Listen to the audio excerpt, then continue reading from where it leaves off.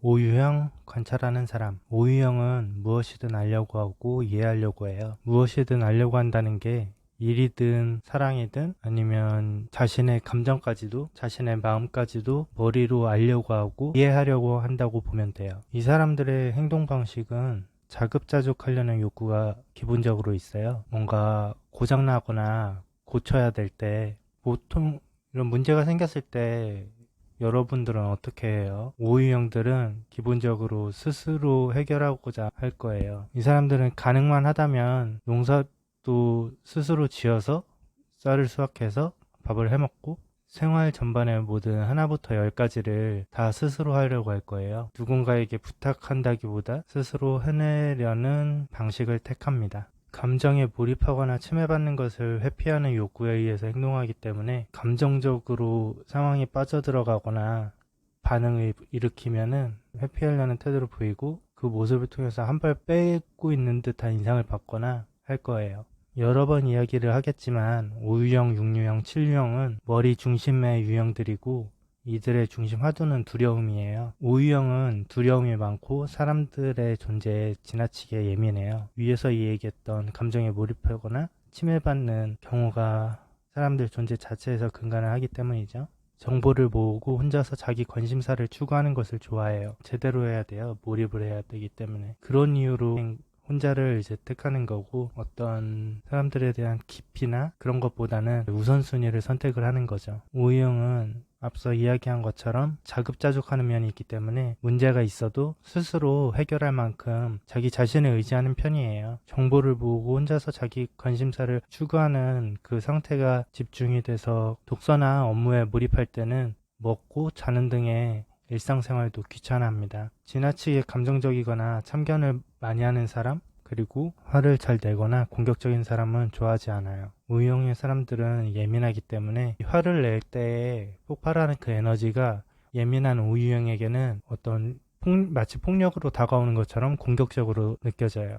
사람이 많은 곳에서는 수줍어하고 안절부절이에요. 그리고 느낌을 표현하는 것보다 생각을 표현하는 것이 더 쉬워요. 혼자 있는 시간을 충분히 갖고 싶어 해요.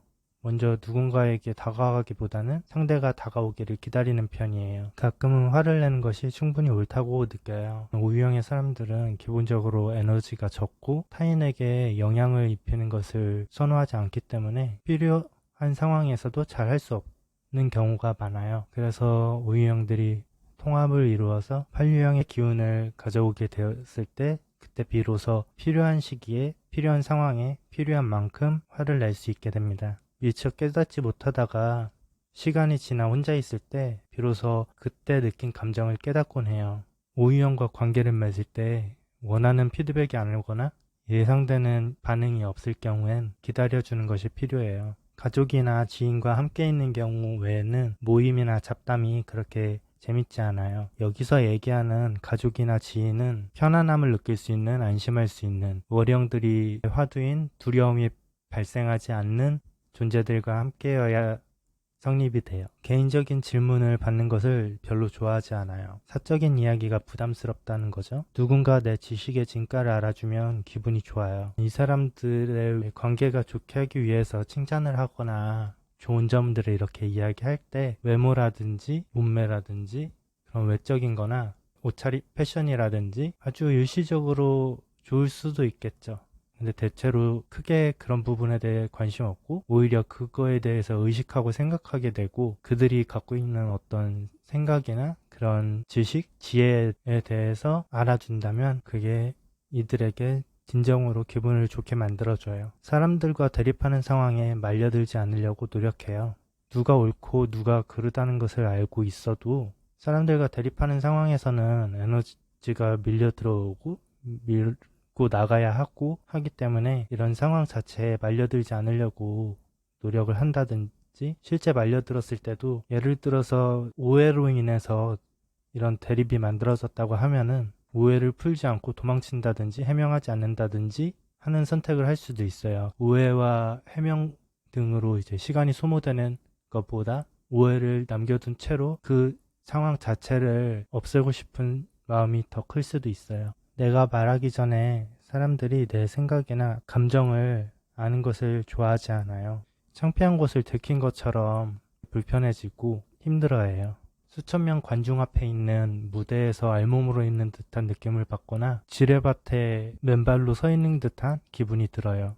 사람들이 내 삶을 규제하려고 하면 화가 납니다. 그래서 오유형들을 어떤 지적이나 오유형들에 대해서 어떻게 해라라고 하게 되면은 그 사람들과 관계가 멀어질 수 있고요. 좋은 뜻이라고 해도 어떤 해야 되는 것, 의무감 같은 게 생겨버리면 오유형은 자급자족하려는, 스스로 하려는 기질이 있기 때문에 가족 안에서 부모님이 밥 먹어라 라든지 이거 가져가, 반찬 좀 가져가 라든지 하는 말들이 강압적이고 통제로 느껴져서 불쾌하고 화가 나게 돼요.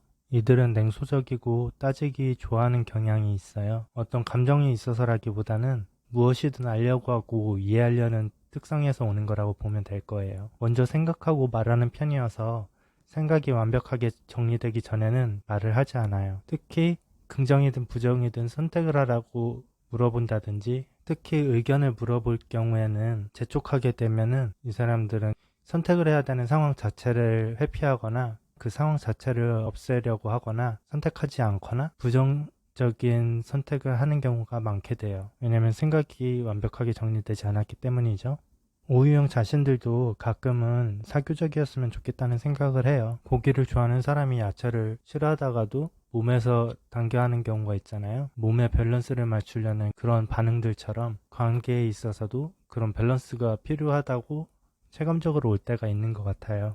오유형들은 머리형인데다가 플러스 방향으로 에너지를 발휘하고 있기 때문에 머리의 힘을 아주 정석적으로 쓰기도 하고 제일 제한되지 않은 방식으로 사용을 하기 때문에 이들의 생각은 많기도 하지만 또 빠르기도 해요.